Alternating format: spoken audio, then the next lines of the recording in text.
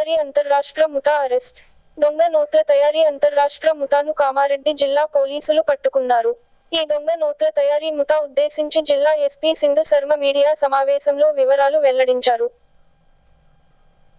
బాన్స్వాడ పట్టణ పోలీసులు వాహనాల తనిఖీలు నిర్వహిస్తున్న సమయంలో ఓ కారులోని వ్యక్తులు పోలీసులను చూసి పారిపోతుండగా పోలీసులు వారిని పట్టుకొని విచారించి తనిఖీలు నిర్వహించగా కారులో 30 లక్షల రూపాయల నకిలీ నోట్లు ఉన్నాయని చూసి స్వాధీనం చేసుకుని వారిని అదుపులోకి తీసుకుని విచారించగా తెలంగాణ రాష్ట్రానికి చెందిన కొందరు, వివిధ రాష్ట్రాలకు చెందిన మరి కొందరు హైదరాబాదులో ఓ రూములో నకిలీ నోట్లు ప్రింట్ చేయడం జరుగుతుందని, వాటిని బాన్స్వాడకు చెందిన వారికి 30 లక్షలు ఇవ్వడం జరిగిందని, మిగతా అక్కడనే రూములో ఉన్నాయని తెలపడం జరిగిందని తెలిపారు.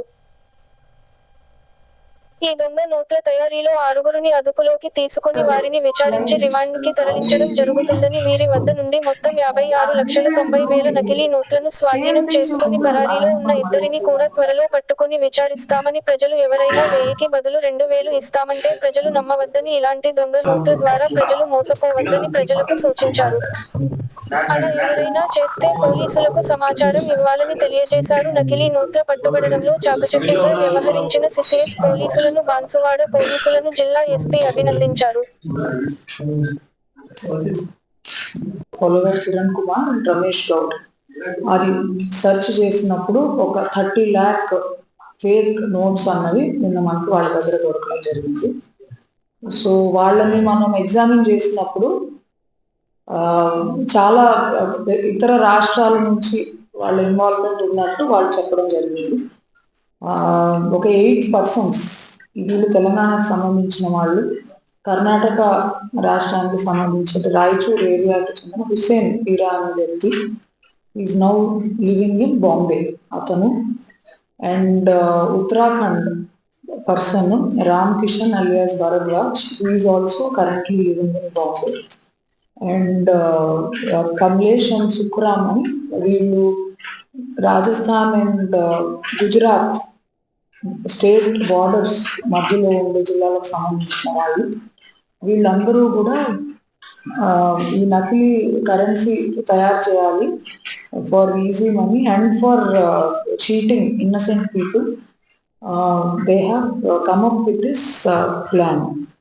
So ఈ మన జిల్లాకు సంబంధించిన Kiran Kumar and Ramesh and Maharashtra person ఒక అతను అజయ్ ఈశ్వర్, వీళ్ళు ఈ నకిలీ నోట్లను ఇది నిజమని చలామణి కూడా చేయడం జరిగింది. వీళ్ళు చెప్పిన విషయాలను మనం దృష్టిలో పెట్టుకుని ఫర్దర్ ఎంక్వైరీ చేస్తే వీళ్ళందరూ ఈ గౌలిగూడ సిటీసీ ఏరియాల్లో ఈ మెటీరియల్ తయారు చేయడానికి కావాల్సిన ఎక్విప్మెంట్, కలర్స్, పేపర్ కట్టర్ అవన్నీ పర్చేజ్ చేసి బోయిన్పల్లిలో ఒక అపార్ట్మెంట్ కాంప్లెక్స్ లో పైన పెంట్ హౌస్ లో చాలా రోజులు ఉండి ఒక 60 lakh వర్త్ 500 రూపీ నోట్స్ వీళ్ళు ఈ ఫేక్ నోట్స్ అన్నది ప్రింట్ చేశారు. సో ముందు ఒక 3 lakh ఈ బిచ్చుకుందాకు సంబంధించిన వ్యక్తికి ఇచ్చి they have used these fake Indian currency notes as genuine. మళ్ళీ ఒక 30 lakh తీసుకుని వచ్చి ఈ పర్సన్కి ఇచ్చి ఈ రాజగోపాల్ రావు అనే వ్యక్తిని తిరిగి వీళ్ళు డ్రాప్ చేయడానికి వెళ్తున్నప్పుడు వీళ్ళు పోలీసులకు దొరకడం జరిగింది. ఇప్పుడు ఎవరైనా కూడా ఈజీగా మీరు 500 ఇస్తే 1000 రూపాయలు ఇస్తాము అలాంటివి చెప్తే నమ్మకూడదు.